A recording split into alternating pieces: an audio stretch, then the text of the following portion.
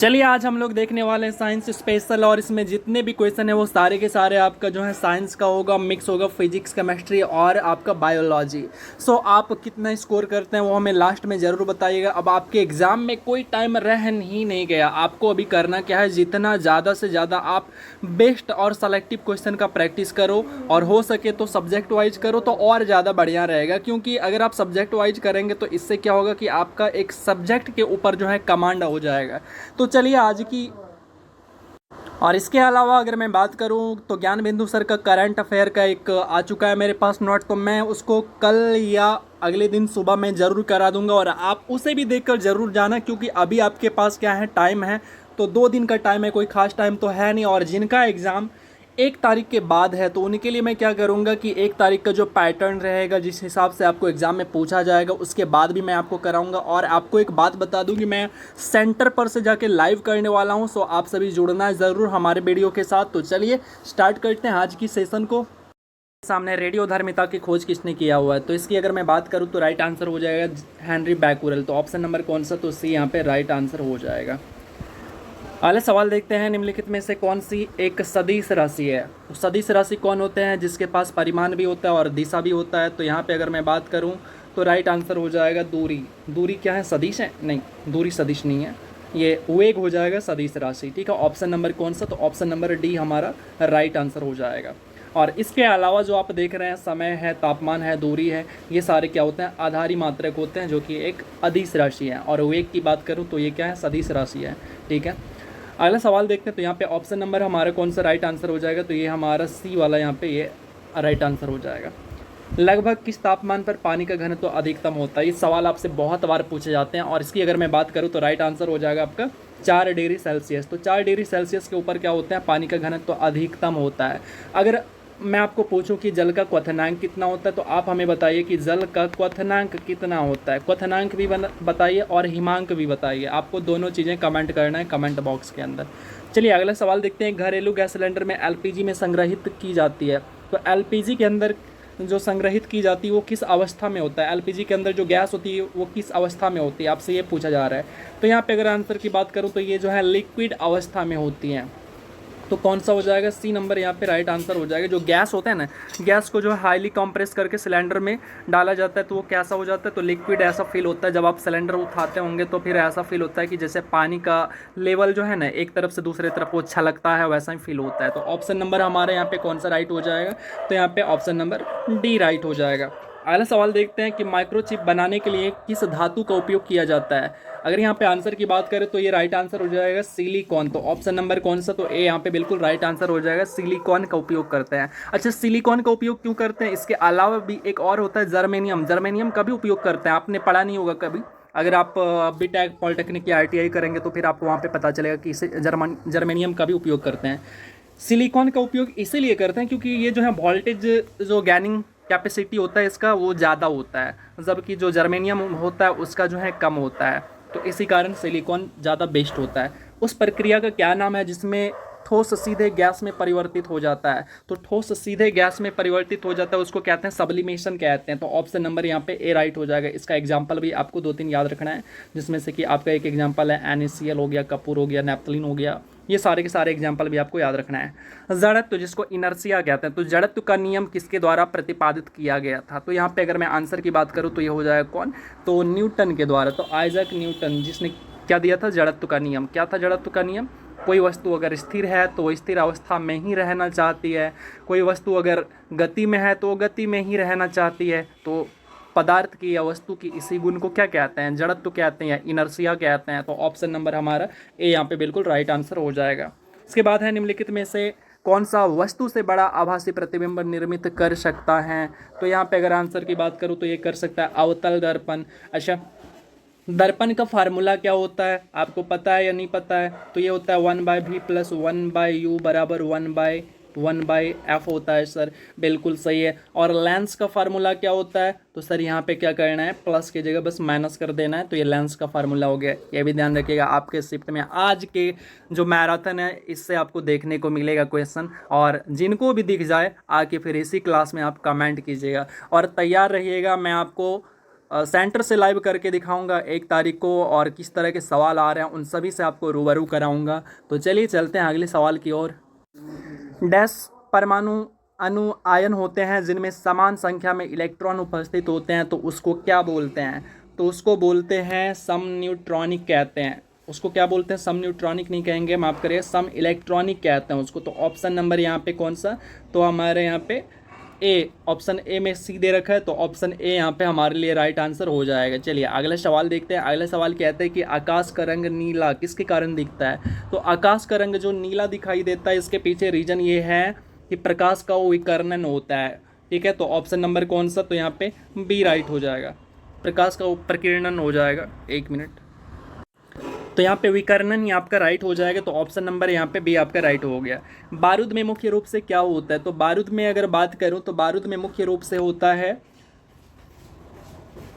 Potassium nitrate हो जाएगा। Option number कौन सा? तो ऑप्शन नंबर यहाँ पे आपका सी राइट हो जाएगा।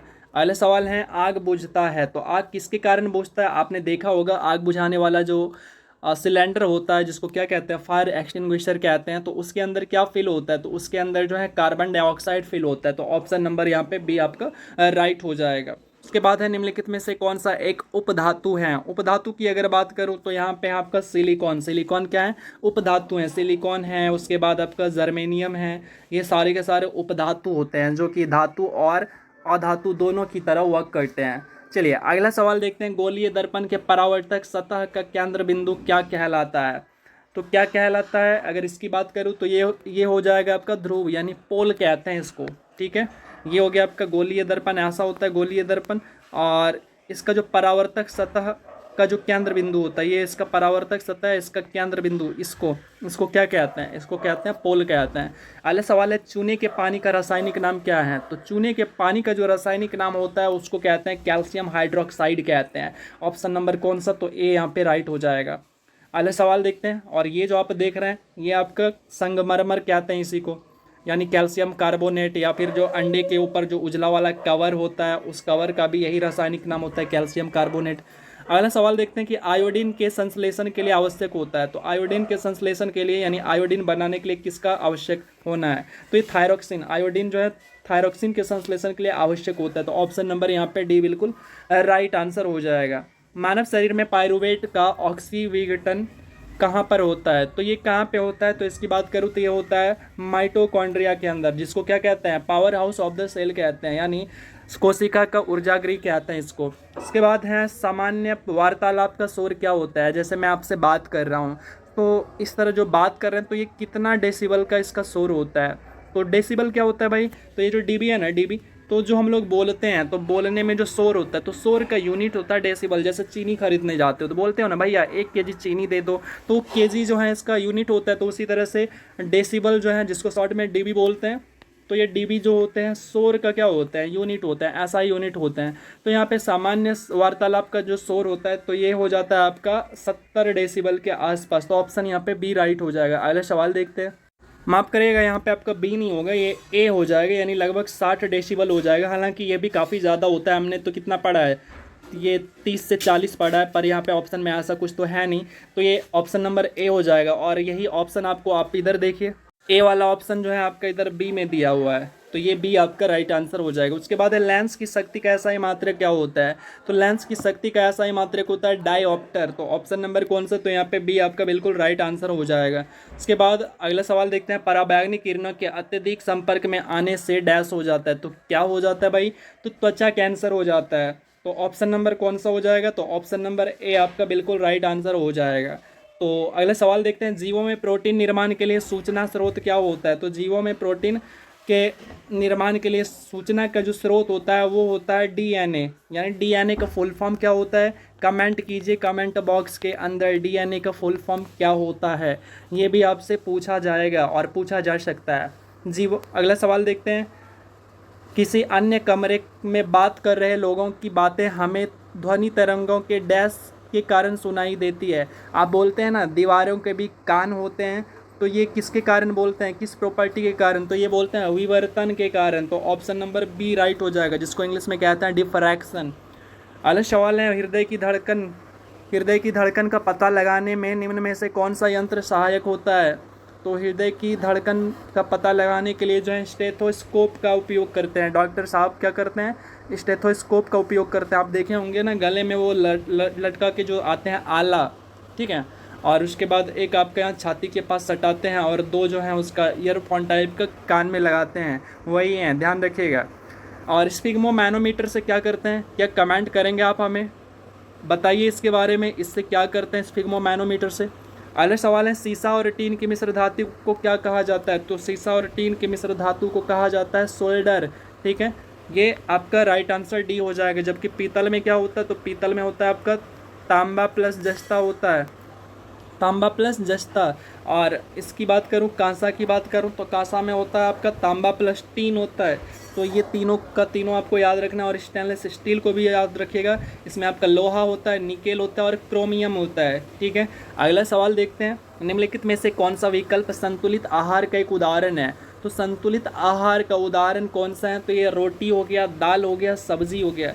रोटी से आपका प्रोटीन रोटी से आपका कार्बोहाइड्रेट मिल जाएगा, दाल से आपका प्रोटीन मिल जाएगा और सब्जी में आपका विटामिन वगैरह सब मिल जाएगा। तो इस तरह से अगर आप फूड खाते हैं तो आपका बैलेंस, आपका शरीर कैसा रहेगा, बैलेंस रहेगा, शरीर के अंदर संतुलित आहार रहेगा। और अगर आप पिज्ज़ा, बर्गर, हॉट डॉग वगैरह फालतू सब चीज़ें अगर आप खाते हैं तो उससे आपका थोड़ा देर के लिए ऐसा फील तो होगा कि पेट भर गया, लेकिन रियली में पेट नहीं भरेगा। और साथ ही साथ आपके शरीर को नुकसान अलग ही होगा, आपका फैट बढ़ जाएगा, यानी आप मोटा हो जाएंगे। फिर जो है समय आएगा दौड़ने का तो आप दौड़ नहीं पाएंगे। तो आप इन सभी चीज़ों से बचिएगा, जितना ज़्यादा से ज़्यादा हो सके आप क्या करो, बैलेंस फूड खाओ, जो घर की चीज़ें हैं वो खाओ, मार्केट की चीज़ों से आप दूर हो जाओ, खासकर समोसे चाट वगैरह से एकदम दूर रहना है।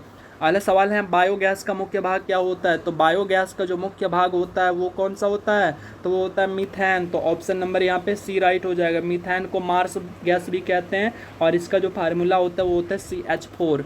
अगले सवाल देखते हैं क्या है, तो अमोनिया में नाइट्रोजन और हाइड्रोजन द्रव्यमान के अनुपात मौजूद होते हैं। तो अमोनिया लिखते कैसे हैं, तो इसको कहते हैं NH3 होते हैं।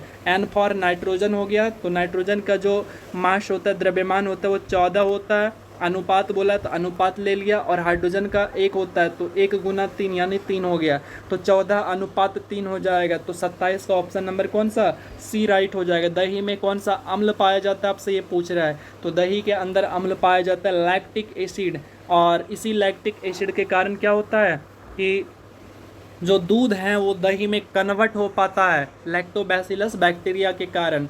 अगला सवाल देखते हैं, नीला थोथा का रासायनिक नाम क्या है। तो नीला थोथा का रासायनिक नाम होता है कॉपर सल्फेट, जिसको क्या कहते हैं, CuSO4, ठीक है। तो इसी को क्या कहते हैं, तो नीला थोथा कहते हैं। अगले सवाल है, निम्नलिखित में से किसकी तरंग दैर्घ्य सबसे कम होती है। तो चलिए इसका ऑप्शन को देखते हैं।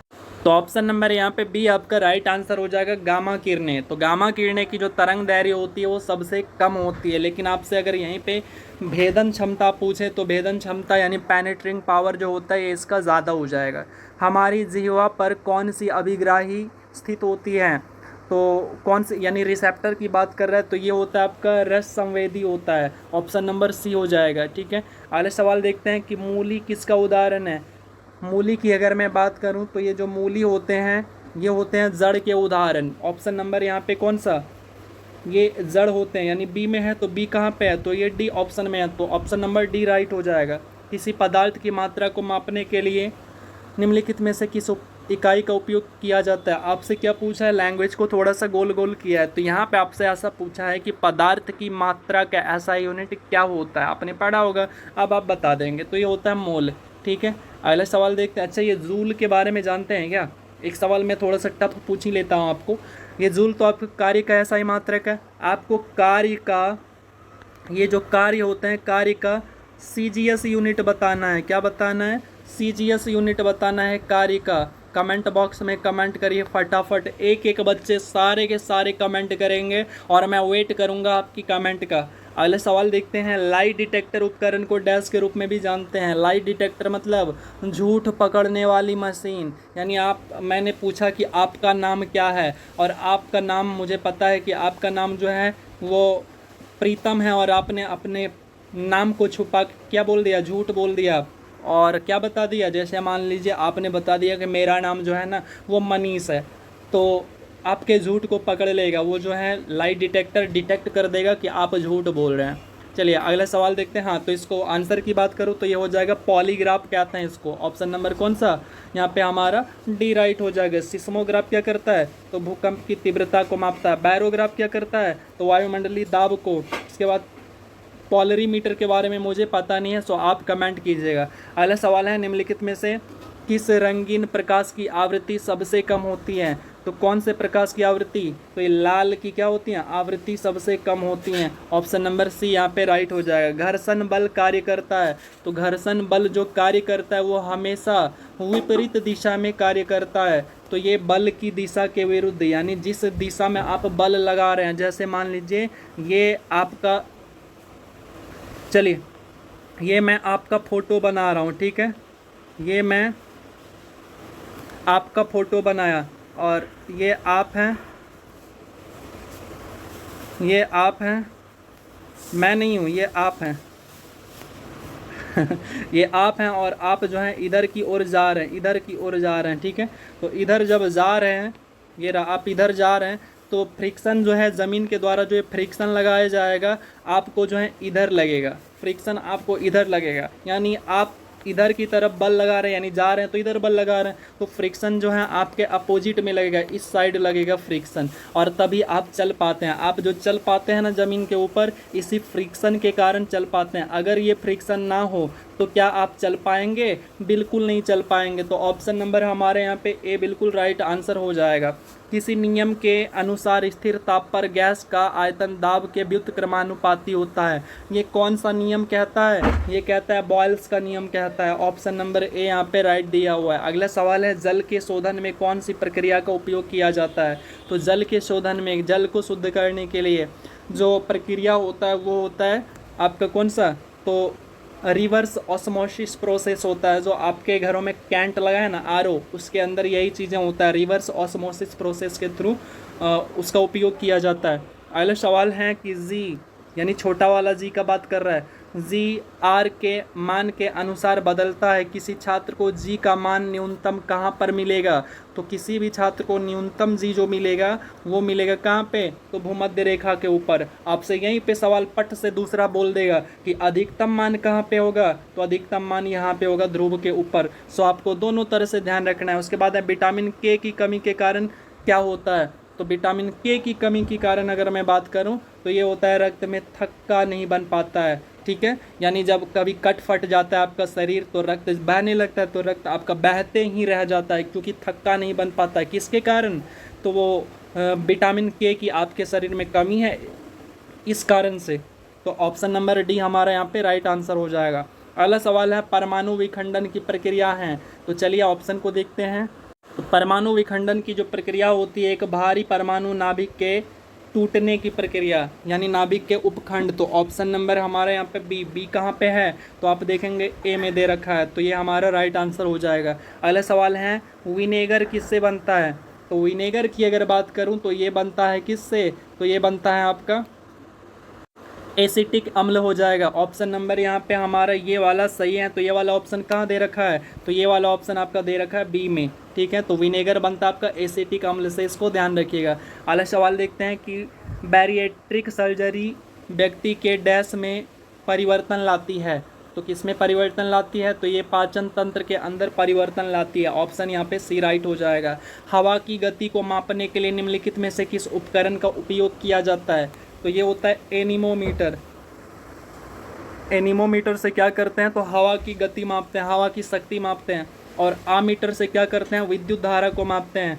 हाइग्रोमीटर से क्या करते हैं, तो वायुमंडलीय आर्द्रता को मापते हैं, ठीक है। और ये ओडोमीटर नहीं है, ओडोमीटर है। ओडोमीटर से क्या करते हैं, एक होता है ओडोमीटर, एक होता है स्पीडोमीटर, जो कि आपके बाइक में लगा होता है। आप समझ गए होंगे ओडोमीटर क्या करता है। स्पीडोमीटर आपकी बाइक की स्पीड कितनी चल रही है, जैसे आप अभी बाइक चला रहे हैं तो आपका स्पीड दिखाता है ना कि 40 किलोमीटर पर घंटा, 50 किलोमीटर पर घंटा, तो वो स्पीडोमीटर है। और ओडोमीटर क्या करता है, आप हमें कमेंट करिएगा, अब आप समझ चुके होंगे। अगला सवाल है, निम्नलिखित में से कौन सा यौन संचरित विषाणु जनित रोग हैं। तो यहाँ पे अगर मैं राइट आंसर की बात करूँ तो ये हो जाएगा एड्स। और एड्स का फुल फॉर्म क्या होता है, आप हमें कमेंट कीजिए। और एड्स के लिए क्या करते हैं, एलिसा टेस्ट होता है, आपको ये भी पता रखना है क्योंकि आपके एग्ज़ाम में आपसे ये भी पूछा जाएगा। अगला सवाल देखते हैं कि मनुष्य के लिए ध्वनि की श्रव्य सीमा कितनी होती है, यानी एक ऐसा ध्वनि का रेंज जो कि मनुष्य सुन सकता है। तो ये होता है आपका 20 से लेकर 20,000 हर्ट्ज। ठीक है, तो ऐसा ऑप्शन कहाँ पे देखने को मिल रहा है? तो ऑप्शन नंबर ए में देखने को मिल रहा है। अगर 20 हर्ट्ज से कम हो तो उसको क्या कहते हैं? उसको कहते हैं अपश्रव्य कहते हैं, और वही 20,000 हर्ट्ज से अगर ज़्यादा हो जाता है तो उसको पराश्रव्य कहते हैं। आपको ये दोनों बातें भी ध्यान रखनी चाहिए। और हम लोग जो होते हैं, जो इंसान होते हैं, वो केवल 20 से लेकर 20,000 हर्ट्ज के बीच के ध्वनि को सुन सकते हैं, ना तो इससे कम ना तो इससे ज़्यादा। लेकिन बहुत सारे ऐसे भी जानवर होते हैं या पशु पक्षी होते हैं जो कि इससे कम को भी सुन लेते हैं और इससे ज़्यादा को भी सुन लेते हैं, जिनमें से ब्लू व्हेल आते हैं, बिल्ली आते हैं, कुत्ता आते हैं, उल्लू आते हैं, ये सारे के सारे। चलिए अगला सवाल देखते हैं। निम्नलिखित में से कौन सा पादप कोशिका में स्टार्च, प्रोटीन और तेल कणिकाओं का संग्रहण करता है? तो ये कौन सा है? तो यह है आपका अवर्णी लवक। ऑप्शन नंबर कौन सा? तो बी हो जाएगा। अवर्णी लवक कौन सा है? तो पेड़ पौधे के वो भाग जो कि प्रकाश में नहीं रहते हैं, जैसे आपका हो गया जड़ वाला भाग, तो वहाँ पे कोई कलर नहीं होता, तो कलर ना होने के पीछे कौन सा लवक होता है? अवर्णी लवक का उपस्थिति होता है। हरित लवक हरा होते हैं, क्यों? क्योंकि वो प्रकाश के अंदर होते हैं और उसके अंदर क्लोरोफिल होते हैं। अगला सवाल है, भूकंप की किन तरंगों में अनुप्रस्थ विस्थापन शामिल होते हैं? तो ये होते हैं एक्स तरंगों में। ऑप्शन नंबर सी यहाँ पे राइट हो जाएगा। इसके बाद है, विसरण के संबंध में नीचे दिए गए कथनों में कौन सा असत्य है? तो यहाँ पे आप जो देख रहे हैं, गैसों के विसरण की दर उनकी मात्रा पे आधारित होता है, ये आपका सच नहीं है, ये आपका गलत है। ओजोन के एक अणु में ऑक्सीजन के कितने परमाणु होते हैं? ये सवाल पूछा गया था इससे पहले के एग्जाम में। तो ओजोन को लिखते हैं O3। तो आप देखिए, ओजोन के एक अणु के अंदर जो है ऑक्सीजन के 3 परमाणु होते हैं। तो ऑप्शन नंबर यहाँ पे आपका ए राइट हो जाएगा। अगला सवाल, शक्ति को किस रूप में परिभाषित किया जाता है? तो शक्ति बराबर आप जानते होंगे, P बराबर होता है W/T होता है। तो आप इसको कैसे परिभाषित करेंगे? तो कार्य करने की दर, यानी ये रहा कार्य करने की दर मतलब टाइम। कार्य करने की दर को क्या कहते हैं? तो कार्य करने की दर को शक्ति कहते हैं। तो ऑप्शन नंबर यहाँ पे ए राइट हो जाएगा। अगले सवाल देखते हैं, निम्नलिखित में से कौन से कोशिकांग केवल पादप कोशिकाओं में पाए जाते हैं? तो पादप कोशिकाओं के अंदर पाए जाते हैं जो प्लास्टिड होते हैं। प्लास्टिड केवल जो है आपका पादप कोशिका में पाए जाते हैं, जंतु कोशिका में नहीं पाए जाते हैं। जंतु कोशिका में आपको देखने को भी मिलेगा तो ना के बराबर देखने को मिलता है, इसलिए इसको नहीं ही मानते हैं। तो ऑप्शन नंबर हमारा कौन सा? डी राइट हो जाएगा। इसके अलावा भी एक चीज़ का और फ़र्क होता है, कौन सा? तो होता है आपका कोशिका भित्ति, यानी सेल वॉल की बात कर रहे हैं। ठीक है, सेल वॉल। तो ये कुछ पॉइंट होते हैं जो कि आपको बिल्कुल ध्यान में रखनी चाहिए। निम्नलिखित में से कौन सा मानव निर्मित रेशे का उदाहरण है? तो ऐसा कौन सा फाइबर है जिसका कि निर्माण मानव के द्वारा किया गया था? तो यहाँ पे हो जाएगा आपका रेयॉन। ऑप्शन नंबर कौन सा?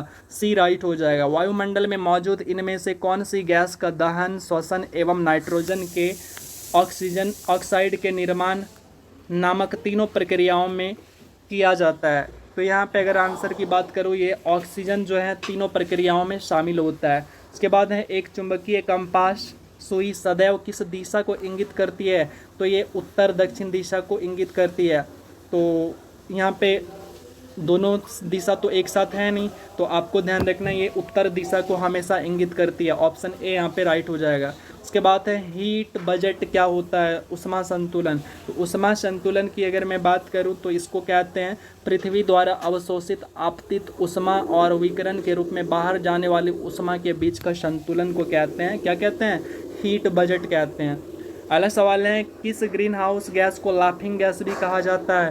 तो लाफिंग गैस कहते हैं नाइट्रस ऑक्साइड को। तो ऑप्शन सी यहाँ पे राइट हो जाएगा। इसको क्या कहते हैं? नाइट्रस ऑक्साइड कहते हैं। ठीक है, अगला सवाल देखते हैं, हाइग्रोमीटर से क्या मापा जाता है? आपको बताया हुआ था। सो हाइग्रोमीटर से अगर मैं बात करूं तो आर्द्रता को मापते हैं। तो ऑप्शन नंबर कौन सा? ऑप्शन नंबर आपका यहाँ पे बी राइट हो जाएगा।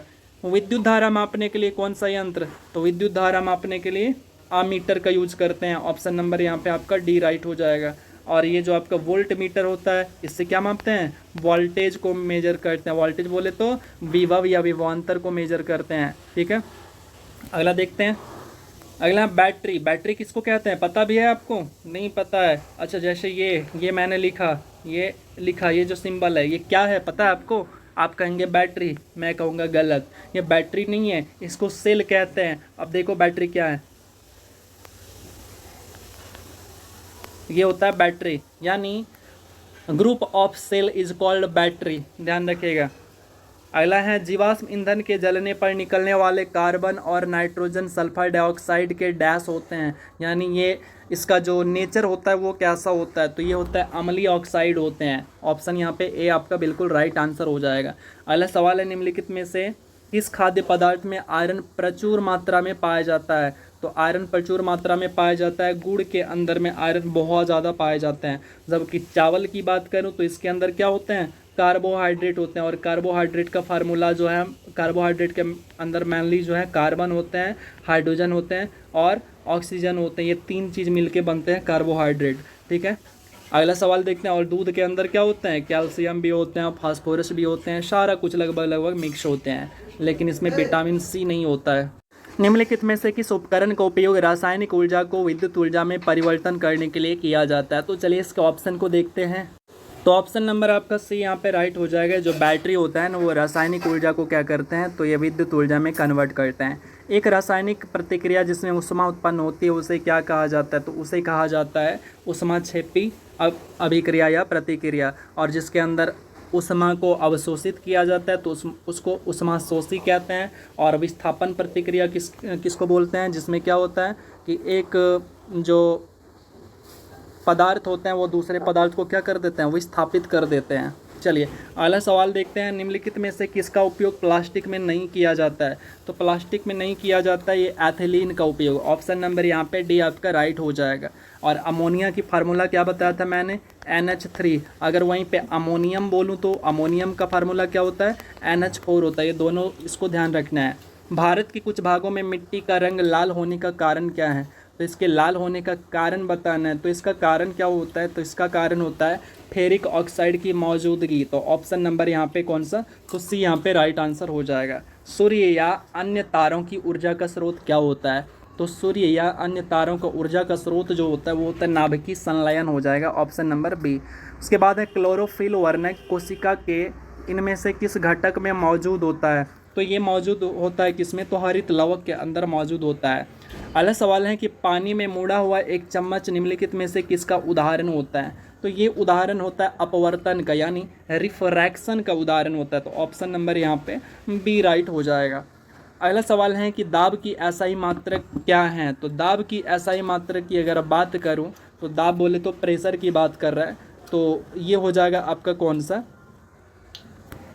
न्यूटन प्रति मीटर। ऑप्शन नंबर यहाँ पे सी राइट हो जाएगा। अब चलिए इसको मैं समझा भी देता हूँ। तो दाब बराबर होता है क्या है? तो दाब बराबर होता है बल बटा क्षेत्रफल। क्या होता है? बल बटा क्षेत्रफल। ठीक है, तो ये होता है बल बटा क्षेत्रफल। अब देखिए इसी को लिखते कैसे हैं? तो बल को तो कहते हैं न्यूटन और क्षेत्रफल को कहते हैं मीटर स्क्वायर। तो इसी को क्या लिखते हैं? तो न्यूटन, और इसको बोलते हैं प्रति, तो न्यूटन प्रति मीटर स्क्वायर। ठीक है, आगे देखते हैं। वायुमंडल में कार्बन डाइऑक्साइड की सांद्रता लगभग कितना % है? तो ये परसेंटेज पूछा है। तो देखिए अगर मैं यहाँ पे आंसर की बात करूँ तो आंसर तो हो जाएगा 0.03%। वायुमंडल के अंदर सबसे ज़्यादा अमाउंट में जो पाए जाते हैं वो नाइट्रोजन पाए जाते हैं, देन फिर ऑक्सीजन पाए जाते हैं। नाइट्रोजन कितना? तो अप्रॉक्स 78% होता है और ऑक्सीजन जो है 21% होता है। इसके अलावा जो है 0 और बाकी बच गए 1%। तो 1% में जो है 0.03% क्या हो गया? ये आपका कार्बन डाइऑक्साइड हो गया, और माइनस करिए तो कितना बचेगा? तो 0.07%। इतने में जो है बाकी सारे के सारे जितना भी तमाम गैसें हैं वो इसमें सम्मिलित हैं। अगला सवाल देखते हैं। तो कांच का सबसे महत्वपूर्ण घटक क्या होता है? तो कांच का सबसे महत्वपूर्ण घटक होता है वो होता है कौन सा? तो ये होता है आपका सिलिका। तो ऑप्शन नंबर यहाँ पे आपका सी राइट हो जाएगा, और ये सी जो है आपका यहाँ दे रखा है। अगले सवाल देखते हैं। मानवीय रक्त कणिकाएँ डैश मुक्त करती है जो रक्त को थक्के बनाने में मदद करता है? ऑप्शन को देखते हैं। राइट आंसर हो जाएगा यहाँ पे प्रोथ्रोम्बिन, जो कि ऑप्शन नंबर यहाँ पे ए है। चलिए अगले सवाल को देखते हैं। संयोजी इलेक्ट्रॉन में मौजूद होते हैं। संयोजी इलेक्ट्रॉन के अंदर मौजूद होते हैं, क्या मौजूद होते हैं? तो परमाणु के ठीक बाहर वाला जो इलेक्ट्रॉन होते हैं ना उसको संयोजी इलेक्ट्रॉन कहते हैं। जैसे आपने क्या लिखा, ऐसा लिखा, जैसे मान लो यहाँ पे सोडियम है, Na सोडियम, ये 11, ये 11। और फिर इसके लिए आप क्या लिखते हो, इसका इलेक्ट्रॉनिक कन्फिग्रेशन जो लिखते हो, 2 लिखते हो, 8 लिखते हो, उसके बाद 1 लिखते हो, ठीक है। तो ये बाहर वाला जो सेल हो गया, ये बाहरी सेल कहते हैं इसको, ये जो बाहर वाला सेल हो गया, यानी आप जब इसके लिए क्या करोगे, ऐसे बॉक्स बनाओगे, ठीक है। तो इसके अंदर 2 रखोगे, इसके अंदर 8 रखोगे, और ये बाहर वाले के में कितना, 1 इलेक्ट्रॉन रखोगे। तो बाहर वाला जो इलेक्ट्रॉन है इसको कहते हैं संयोजी इलेक्ट्रॉन कहते हैं, और अंदर वाला हमारा ये स्वतंत्र अस्तित्व में सक्षम जीवन की सबसे छोटी इकाई कौन सी होती है? तो ये होती है प्रोटोप्लाज्म। ऑप्शन नंबर ए यहाँ पे राइट हो जाएगा। काला सोना क्या होता है? तो काला सोना जो होता है वो कौन सा होता है? वो कोयला को बोलते हैं। तो ऑप्शन नंबर हमारे यहाँ पे यानी सी हमारा राइट होगा। और ये सी है कहाँ पे? तो ऑप्शन बी में दे रखा है। और हरा सोना किसको कहते हैं आपको पता है? तो हरा सोना भी आपको पता होना चाहिए। हरा सोना कहते हैं, बांस को कहते हैं हरा सोना, ठीक है। तो ये होता है बांस, इसको भी आपको ध्यान में रखना है। अगला सवाल देखते हैं, द्रवों में घर्षण को क्या कहते हैं? तो द्रवों में जो घर्षण होता है उसको कहते हैं संयंता कहते हैं, यानी विस्कोसिटी कहते हैं। ऑप्शन यहाँ पे बी आपका राइट आंसर हो जाएगा। भेड़ की त्वचा की एक पतली परत के साथ ऊन निकालने की प्रक्रिया को क्या कहा जाता है? तो वो कहते हैं कर्तन कहते हैं, इंग्लिश में इसको सैरिंग कहते हैं। तो ऑप्शन नंबर यहाँ पे बी राइट हो जाएगा। उस विश्व प्रसिद्ध वैज्ञानिक का नाम बताया जिसने सापेक्षता के सिद्धांत को दिया या उसके लिए जाना जाता है? तो ये वैज्ञानिक है अल्बर्ट आइंस्टाइन। ऑप्शन से यहाँ पे राइट आंसर हो जाएगा। अगले सवाल देखते हैं, ठोस से गैस माध्यम में जाते समय ध्वनि की चाल क्या होती है? जब आप ठोस से गैस में जा रहे होते हैं ना, उस समय जो है ध्वनि की चाल क्या हो जाती है? घट जाएगा। अब आप सोच रहे होंगे कि भैया ये गलत है, कैसे हो सकता है? हाँ, ऐसा ही बात है, ध्वनि की चाल की हो रही है। ध्वनि की चाल सबसे अधिक सॉलिड में होता है, यानी ठोस में होता है। तो आप क्या कर रहे हैं, ठोस से गैस में जा रहे हैं, तो ठोस से जब गैस में जाएंगे ना, तो उस टाइम क्या होगा, ध्वनि की चाल घट जाएगा। लेकिन आप वही अगर गैस से ठोस में जाएंगे तो ध्वनि की चाल बढ़ जाएगा। अगर यही चीज़ आपका प्रकाश के साथ कहता, लाइट के साथ कहता, तो वहाँ पे ये चीज़ उल्टा होता है। इसको भी आपको ध्यान में रखना है अच्छे से। अगला सवाल है, निम्नलिखित में से कौन सी नोबल गैस है? तो यहाँ पे नोबल गैस की बात करूँ तो ये है आपका हीलियम, जो कि नोबल गैस है। अगला सवाल देखते हैं, इसी को अक्रिय गैस भी कहते हैं, इनर्ट गैस भी कहते हैं। धातु कर्म प्रक्रिया क्या है? तो धातु कर्म प्रक्रिया की अगर बात करूँ तो इसको कहते हैं अयस्क से धातु को निकालना। तो ऑप्शन सी यहाँ पे राइट आंसर हो जाएगा। अगला सवाल है, पवन चक्की पवन की किस ऊर्जा का उपयोग करती है? तो चलिए ऑप्शन को देखते हैं। तो पवन चक्की जो है वो गतिज ऊर्जा का उपयोग करती हैं और उसके बाद विद्युत ऊर्जा में कन्वर्ट करती हैं। ऑप्शन बी आपका यहाँ पे राइट हो जाएगा। विद्युत बल्ब पर आमतौर पर डैश जैसी रासायनिक निष्क्रिय गैसों से भरे होते हैं। तो विद्युत बल्ब के अंदर कौन सी गैसेस आमतौर पर भरी जाती हैं, आपसे ये पूछा जा रहा है। तो उसके अंदर जो है आमतौर पर नाइट्रोजन भरी जाती हैं। और जो पीला वाला आपका बल्ब होता है उसके अंदर क्या भरे जाते हैं? तो आर्गन भरे जाते हैं। और नाइट्रोजन जो है आपका लेज हो गया, चिप्स हो गया, कुरकुरे हो गया, इन सभी के पैकेटों में भी भरी जाती हैं। इसको भी आपको ध्यान रखना है। अगले सवाल है कि सब डैश सबसे अधिक धन विद्युतीय हैं और डैश आधुनिक आवर्त सारणी के तीसरे आवर्त का सबसे अत्यधिक विद्युत ऋण विद्युतीय तत्व हैं। तो ये कौन है? इसकी अगर मैं बात करूँ तो ये है आपका सोडियम और क्लोरीन। ऑप्शन के अकॉर्डिंग सोडियम और क्लोरीन आपका यहाँ पे राइट आंसर हो जाएगा। और सी यहाँ पे है आपका डी में दे रखा है, ठीक है। चलिए अगला सवाल देखते हैं, निम्नलिखित में से कौन सा पाचक एंजाइम लार में पाया जाता है? तो लार में पाया जाता है एमाइलेज। ऑप्शन नंबर कौन सा? तो ऑप्शन नंबर यहाँ पे डी राइट हो जाएगा। उसके बाद है, किस प्रकार के कोयले में कार्बन परसेंटेज सर्वाधिक होती है? तो इसको रखना है कैसे याद? तो AbLp, ठीक है। A anthracite, B bituminous, L lignite, P for peat हो गया। एंथ्रासाइड के अंदर सबसे ज़्यादा कार्बन परसेंटेज, तो एंथ्रासाइड यहाँ पे ऑप्शन डी यहाँ पे बिल्कुल राइट आंसर हो जाएगा। जहाज़ों का निर्माण और आवागमन किस पर आधारित होता है? तो ये आधारित होता है आर्किमिडीज के सिद्धांत के ऊपर।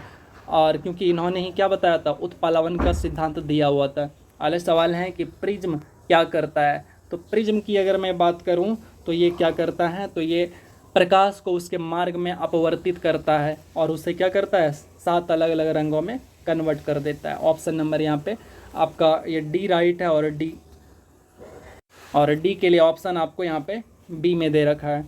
चलिए अगला है कि हमारा शरीर का पीएच रेंज काम करता है। तो हमारा शरीर का जो पीएच रेंज वर्क करता है ये होता है आपका 7 से लेकर 7.8 तक। लिटमस विलियन डैश से प्राप्त होता है। लिटमस विलियन जो प्राप्त होता है ये लाइकेन से प्राप्त होता है। लाइकेन में कवक प्लस शैवाल दोनों का मिश्रण होता है जिसको लाइकेन कहते हैं। अगला सवाल देखते हैं कि निम्नलिखित तत्वों में धात्विक गुण धर्मों का सही क्रम कौन सा है। तो इसका जो सही क्रम है ये है आपका, सबसे पहले हो गया आपका लिथियम, उसके बाद सोडियम, फिर पोटेशियम, फिर रुबिडियम, फिर आपका सेजियम। ऑप्शन नंबर यहाँ पे डी राइट हो जाएगा। निम्नलिखित में से कौन सा पोटास फिटकरी है। तो क्या आपको इसका फार्मूला याद है? मैंने 9th क्लास में याद किया था। तो इसका फार्मूला की बात करूँ तो ये होता है आपका K2SO4Al2SO4 होल 3 डॉट 24H2O, जिसको आप क्या कहते हैं, तो इसको आप फिटकरी भी कहते हैं। तो चलिए ऑप्शन को देखते हैं। तो आप ऑप्शन देखेंगे तो ऑप्शन आपका यहाँ पे डी दे रखा है, तो ऑप्शन डी यहाँ पे राइट हो जाएगा। प्याज काटते समय आंखों में जलन पैदा करने वाला यौगिक कौन सा होता है। तो ये कौन सा होता है भाई?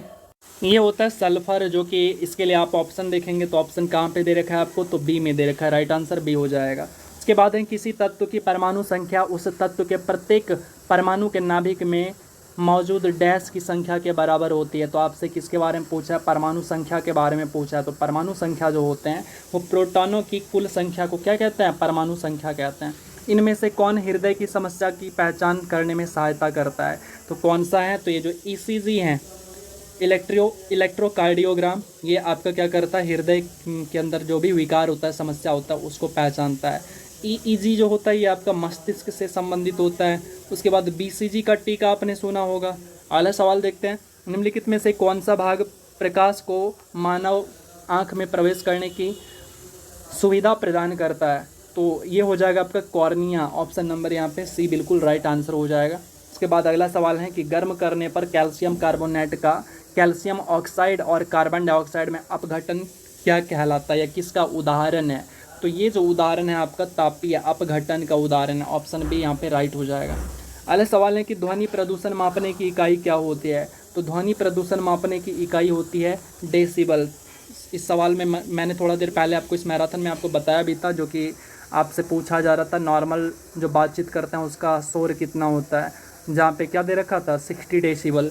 तो 60 डेसिबल एक्चुअली होता नहीं है, NCERT में कुछ और कहा जाता है। तो NCERT को ही हमेशा फॉलो करना है, और हमने तो वही 30-40 पढ़ा हुआ था, और आपको हमेशा NCERT फॉलो करना है जब भी इस तरह की कन्फ्यूजन हो। चलिए अगला सवाल देखते हैं। निम्नलिखित में से कौन परिसंचरण तंत्र का भाग नहीं है। तो यहाँ पे अगर बात करूँ तो जो आप बड़ी आंत देख रहे हैं ये आपका परिसंचरण तंत्र का भाग नहीं है। किसका भाग है? ये आपका जो है पाचन तंत्र का भाग है। अगला सवाल देखते हैं। फास्फोरस को पानी में रखा जाता है ताकि क्या हो सके। ताकि इसलिए इसको फास्फोरस को पानी में रखते हैं आग पकड़ने से इसको बचाया जा सके। ठीक है, तो फास्फोरस जो होते हैं ना वो दो तरह के होते हैं, एक लाल फास्फोरस होते हैं और एक जो है श्वेत फास्फोरस होते हैं, यानी उजला जिसको कहते हो। तो लाल फास्फोरस जो होते हैं ये आपका भी जो माचिस होता है ना, माचिस का जो तीली होता है उसके ऊपर ये लगाया जाता है। और श्वेत फास्फोरस इतने ज़्यादा हाईली रिएक्टिव होते हैं कि ये खुद से ही किसी भी चीज़ में आग पकड़ लेता है। आपने देखा होगा आपके आसपास में जो या गांव सब में शहर सब में जो जादू दिखाने के लिए आता है कि मैं बिना आग जलाए जो है आग लगा दूंगा, तो वो भी शायद कहीं ना कहीं इसी साइंस का उपयोग करते हैं। तो हमारा जो राइट आंसर हो जाएगा ये बी हो जाएगा, और बी के लिए ऑप्शन कहाँ पे दे रखा है? ए में दे रखा है। ठीक है, चलिए अगले सवाल देखते हैं। तरल अवस्था से गैसीय अवस्था में रूपांतरण को क्या कहा जाता है। तो इसकी अगर मैं बात करूँ तो इसको कहा जाता है क्या, तो इसको कहते हैं वाष्पीकरण कहते हैं। ठीक है, वाष्पीकरण यानी जब आप चावल बनाते हैं तो जो पानी होता है वो पानी क्या हो जाता है, वो पानी जो है तरल अवस्था में होता है यानी लिक्विड में होता है, और वो लिक्विड से क्या हो जाता है, हवा हो जाता है यानी उड़ जाता है, यानी गैस बन के वाष्प बन के वो उड़ जाता है। तो इसको वाष्पीकरण कहते हैं, इवेपोरेशन कहते हैं। तो सी ऑप्शन नंबर ये हमारा सी राइट होगा। तो सी के लिए कहाँ पे दे रखा है, तो सी के लिए आपको दे रखा है ऑप्शन ए आपको दे रखा है, तो ए राइट हो जाएगा। अगला सवाल देखते हैं। चुंबकीय फ्लक्स की इकाई क्या होती है। तो चुंबकीय फ्लक्स की जो इकाई होती है उसको कहता है बेवर। तो ऑप्शन नंबर यहाँ पे आपका डी राइट हो जाएगा। उत्तल दर्पण का उपयोग किस प्रयोग में किया जाता है। तो उत्तल दर्पण का उपयोग जो किया जाता है एक तो रियर व्यूज में किया जाता है यानी पश्च दृश्य के लिए किया जाता है, आपको ये भी पता होगा। तो यहाँ पे अगर मैं राइट आंसर की बात करूँ तो वाहनों के पश्च दृश्य के लिए किया जाता है। ऑप्शन ए राइट हो जाएगा। ए के लिए आपको ऑप्शन ए दे रखा है। चलिए अगले सवाल देखते हैं कि बिजली के बल्ब में प्रकाश देने वाले पतले तार को क्या कहते हैं? तो पतला वाला जो तार होता है ना उसको कहते हैं फिलामेंट कहते हैं, जो किसका बना होता है? ये आप बताइए हमें कि ये किसका बना होता है, ठीक है। और उसका जो है लैटिन नाम की अगर मैं बात करूँ तो उसका लैटिन नाम मैं बता देता हूँ। उसका लैटिन नाम है आपका वोल्फ्राम होता है, ठीक है। वोल्फ्राम उसका लैटिन नाम है, ठीक है। चलिए अगला, उसको टी से डिनोट करते हैं। चलिए अगला सवाल देखते हैं। अगला सवाल है कि किस हार्मोन की कमी से मधुमेह रोग होता है? तो मधुमेह रोग की अगर मैं बात करूं तो इंसुलिन की कमी के कारण होता है आपका, यानी इंसुलिन हार्मोन की कमी के कारण मधुमेह रोग होता है, जिसको डायबिटीज़ भी कहते हैं। और इसका जो सिक्रीशन होता है, इसका जो स्राव होता है ये आपका, तो ये लैंगर है, इसकी द्वीपिकाएँ से बीटा कोशिका से क्या होती हैं? स्रावित होती हैं। तो ऑप्शन यहाँ पे चलिए हमारा तो राइट आंसर सी हो गया। हृदय का जो संबंध कार्डियोलॉजी से है, यानी स्टडी ऑफ हृदय, वो कार्डियोलॉजी कहलाता है। तो वही संबंध वृक्क का किससे होता है? तो स्टडी ऑफ वृक्क यानी स्टडी ऑफ किडनी क्या कहलाता है? तो ये कहलाता है आपका नेफ्रोलॉजी। ऑप्शन नंबर यहाँ पे बी राइट आंसर हो जाएगा। उसके बाद है जोंक किस वर्ग से संबंधित होता है? तो इसको स्पेशली याद रखिएगा आप। तो यहाँ पे राइट आंसर हो जाएगा आपका एनिलिडा हो जाएगा। केचुआ हो गया, जोक हो गया, ये जो है आपका एनिलिडा संघ से शामिल हैं इसमें, ठीक है। चलिए अगला सवाल देखते हैं हम लोग। निकट दृष्टि दोष से पीड़ित के लिए व्यक्ति कौन सा उपयुक्त लेंस यानी उपयोग करता है? अगर यहाँ पे आंसर की बात करूँ ना, तो निकट दृष्टि दोष जिसको होता है, तो आप लॉजिक याद रखिएगा। अगर आपको नहीं पता होता तो अवनी, ठीक है, अवनी, अवतल दर्पण निकट दृष्टि दोष के अंदर। तो अवतल दर्पण आपका यहाँ पे, अवतल लेंस आपका यहाँ पे राइट आंसर हो जाएगा। और इसका उल्टा आपका क्या हो जाएगा? आप एक याद रख लिए तो आपको दोबारा से यानी दूसरा आपको याद रखने की ज़रूरत नहीं है। टेंशन यही होता है कि आप दोनों याद रखते हैं, नहीं एक ही को याद रखिए, दूसरा आपको ऑटोमेटिक याद हो जाएगा। अगला सवाल देखते हैं कि अपने जीवन काल में कई जीवों से भोजन करने वाला जीव क्या कहलाता है? तो ये जीव कहलाता है परभक्षी कहलाता है, जो कि दूसरों के ऊपर डिपेंडेंट होते हैं। अगला सवाल देखते हैं कि पाचन के दौरान भोजन सरल पदार्थों में विघटित होता है, और उदाहरण के लिए चावल, आलू और ब्रेड में डैश होते हैं, ये विघटित होकर डैश का निर्माण करते हैं।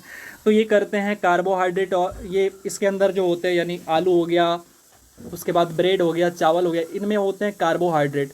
और ये फिर जो है इसके बाद विघटित होकर टूट कर क्या होते हैं कि एमिनो अम्ल का निर्माण करते हैं। तो ऑप्शन नंबर हमारा यहाँ पे कौन सा राइट हो जाएगा? ऑप्शन नंबर एमिनो अम्ल नहीं, माफ करेगा, ग्लूकोज का निर्माण करते हैं, यानी एनर्जी का निर्माण करते हैं। तो ऑप्शन नंबर हमारा यहाँ पे डी राइट हो जाएगा। अगला सवाल है कि छोटी आंत की आंतरिक परत में कई उंगलियां जैसी संरचना पाई जाती हैं, जिसको क्या कहते हैं? उसको जो है विलाई कहते हैं। तो हिंदी में इसको विलाई को क्या कहते हैं? तो इसको वही विल्ली कहते हैं। कहीं कहीं विल्ली रहता है, कहीं कहीं बिल्ली रहता है।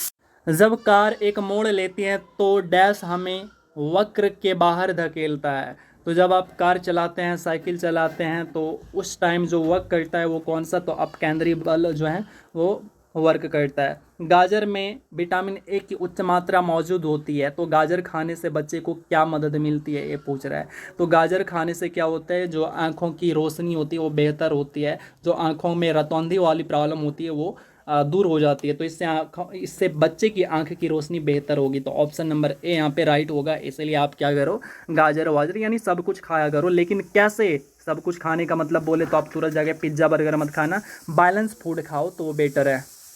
अब आप हमें कमेंट करके बताइएगा कि आप टोटल में से कितना स्कोर कर रहे हैं, क्योंकि ये सारे के सारे ऐसे क्वेश्चन थे ना जो कि आपके एग्जाम में सिर्फ पूछे जाते हैं, यानी बहुत ज़्यादा पूछे जाते हैं इस तरह के क्वेश्चन है। और बिल्कुल बेसिक क्वेश्चन है, कॉमन क्वेश्चन है, ऐसा भी नहीं कि इसका लेवल जो है एकदम कुछ हाई फाई वाला था, ऐसा भी नहीं था। सो आप हमें कमेंट ज़रूर करिएगा। तो चलिए हम लोग जल्द ही मिलेंगे अगले वीडियो में, और मैं जितना ज़्यादा से ज़्यादा हो सके मैं आपको प्रैक्टिस कराते रहूँगा। और अगर आप जुड़ना चाहते हैं मेरे साथ तो आप हमसे इंस्टाग्राम पे भी जुड़ सकते हैं और टेलीग्राम पे भी जुड़ सकते हैं, और दोनों का मैंने आईडी आपको नीचे दे रखा है, तो आप वहाँ से जुड़ जाइए। और किसी भी तरह का परेशानी हो तो आप हमारे साथ शेयर जरूर करिए। अगर आप हमें अपना मानते हैं, इस परिवार को अपना मानते हैं, तो सब्सक्राइब कर लीजिए और लाइक बटन दबा दीजिए, शेयर कर दीजिए। तो चलिए मिलते हैं अगले वीडियो में, और आप सभी को बेस्ट ऑफ लक और लव यू ऑल।